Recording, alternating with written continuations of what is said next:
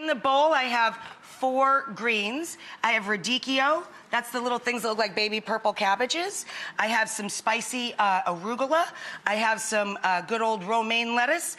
And I have red endive. And then I add sweet and licoricey fennel, a little red onion, and some nice bright celery to the bowl. So it's a gorgeous salad recipe.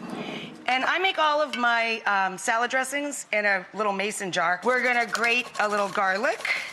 We're gonna add some fresh thyme, about a couple tablespoons. And then I am making a honey mustard balsamic dressing. So a couple of fat tablespoons of grainy Dijon, about the same amount of honey, or you could use light agave, a couple fat tablespoons of your balsamic vinegar, and then salt and pepper. You want your acid to be 1/3 the amount of your oil. So now I just need to pour in the olive oil. It'll separate naturally until I've got about 3 times as much as I do the vinegar, and you're done. Just give it a shake and dress the salad. The pasta is almost ready. I'm gonna take a quick break. Run back so you can see it all together. There is our gorgeous honey grainy Dijon balsamic dressing slathered down over our salad. Gorgeous. It's a great way to go meat-free any night of the week and have a lot of fun eating dinner. Because the pasta choice we're going to use is fusilli. This is fusilli lunghi. Salt the water, a little over the shoulder for luck for me, and drop your pasta in. I like 6 quarts of water for 1 pound of pasta.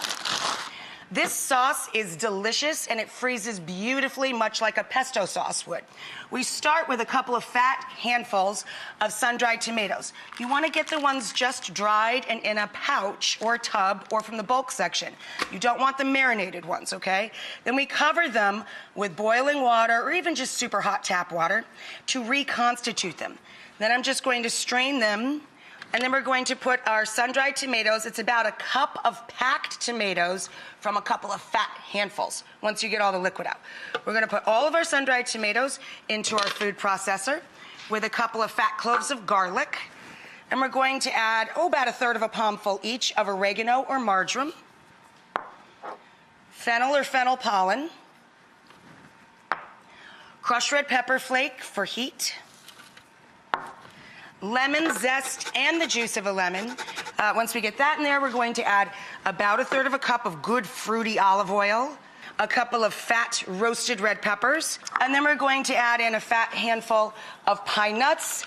Then we're going to add in a combo of tangy grated pecorino romano, which is sheep's milk, and buttery parmigiano reggiano. A little bit of both because they have different flavors. One's nutty and one's tangy and salty.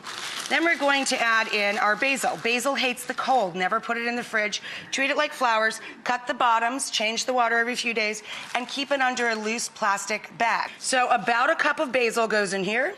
And then we just zip-zap our sauce into a thick paste. When we come back, we're gonna make salad dressing for a 4-green salad. I'm gonna keep an eye on the pasta. It's all coming together very quickly. This is super fast supper. Come right back.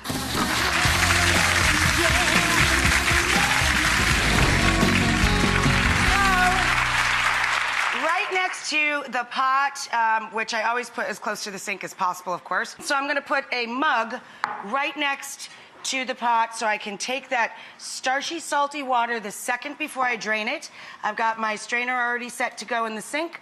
Down here, I've got our beautiful roasted red pepper and sun-dried tomato sauce ready to toss with the hot pasta, marrying it with the hot water. Put this right back in your hot pot.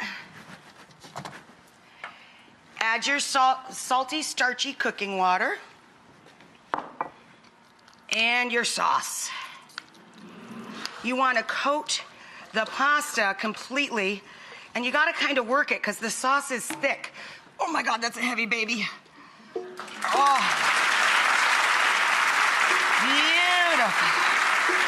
And then a couple more leaves of basil when you take it to the table, just torn down over the top, and pass a little extra cheese.